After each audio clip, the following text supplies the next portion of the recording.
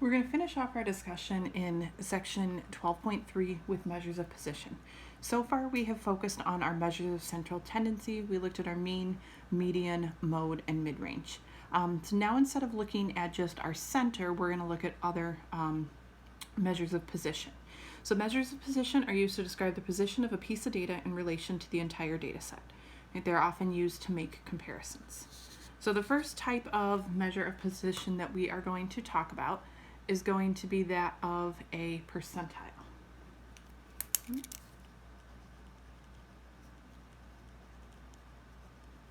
Okay. A percentile is a value on a scale of 100 that indicates a percent of a distribution that is equal to or below it. So the nth percentile means that n% of the data falls either at or below that data point. So for example, the 80th percentile separates the bottom 80% from the top 20%. Right? So Kara took an English achievement test to obtain credit for her freshman English course. Her score was at the 81st percentile. Explain what this means. Okay. So we're going to say 81%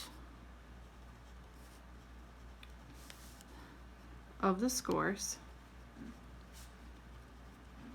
were at or below Kara's score.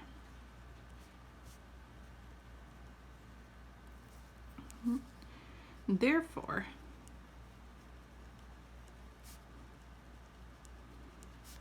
Kara did better than 81% of the students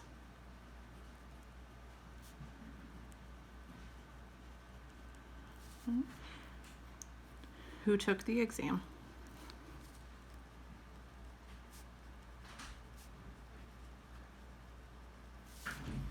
And if we find our complement of 81%, right, 100 minus 81 is going to give us 19%. Right? So 19% of the students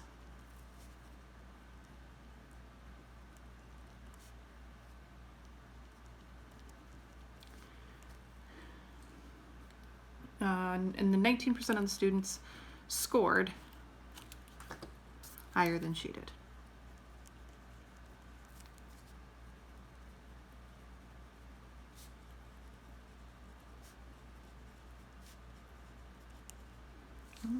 So at the 81st percentile, 81% of the scores were at or below her score, right? And she did better than 81% of the students, and 19% of the students scored better than she did.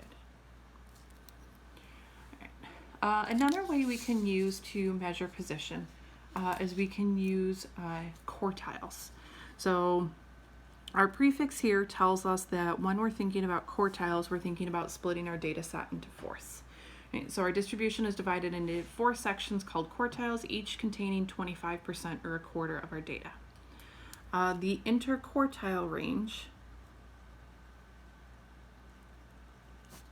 is something that's sometimes used in statistics, abbreviated IQR in some cases, and it's the distance between the first and the third quartile. So that gives us the middle 50% of our data. So down here at the bottom of the page, we see kind of our distribution of our data set from our smallest to our largest value. Our median is right in the middle, right? So that's 50%. That lands at Q2. Right? Over here, Q1 is at 25%. Q3 is 75%. And then again, our interquartile range, if you heard that phrase, it's referring to Q1 to Q3, so that middle 50% of our data. Right, so quartiles split our data into fourths.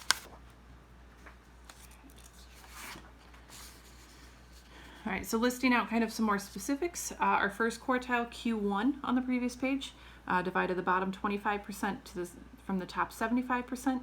It's equivalent to the 25th percentile. Our second quartile is Q2. It's in the middle, so it's the same as our median. It divides the bottom 50% of the data from the top 50%, and it's equivalent to the 50th percentile. Then Q3 divides the bottom 75% of the data from the top 25%. It is equivalent to the 75th percentile. All right, if we want to find quartiles, right, the first thing we're going to do is we're going to sort our data in order. So we're going to go in order from our smallest to our largest. Then we're first going to start by finding our median. right? Our median, which is our Q2. Once we find that median, we're then going to use that center to split our data into kind of two subsets. And out of each of those two subsets, or those two halves, we're going to find the median again of each of those quartiles, which then gives us our median of each of those halves, which then gives us our quartiles. All right, so looking at this example at the bottom here, the recorded speed of 14 randomly selected vehicles in a 25 mile per hour construction zone are given. All right, so here we notice that we have 14 different values. So the first thing we want to do is we want to find our median. Right? And thinking back to our last examples when we were looking at medians, right? If we have an even number of data values, we want to average the two in the middle. Right? So 32 and 33 are our two middle data values. Right? So we're going to add those up and we're going to divide those by 2. Right? So 32 plus 33 over 2 gives us 32.5. Right? Now that we've done that, right, we are going to look for our Q1 and our Q3. So I'm just going to draw kind of a little dividing line, right, in between these two different values that's going to divide our data set right in half. Right? Then as we're looking at that, on our first half of the data, right, we have 1, 2, 3, 4, 5, 6, 7 values. So this time we have an odd number, so we can simply pick the one that's in the middle. So we're going to pick out our 28 for our Q1. So our Q1 is 28 because it's the middle data value in our first half.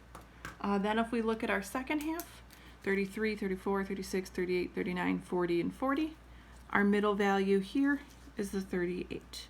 So our Q3 is the 38.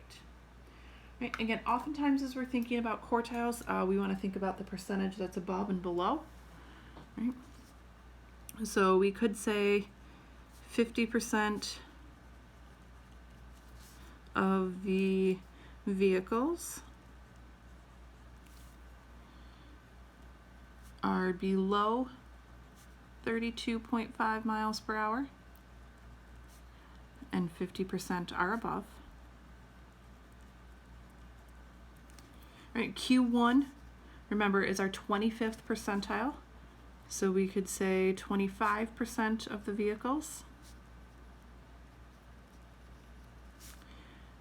are below 28 miles per hour. 75% are above. And then we could say that 75% of the vehicles are below 38 miles per hour, because that's our Q3. 25% are above.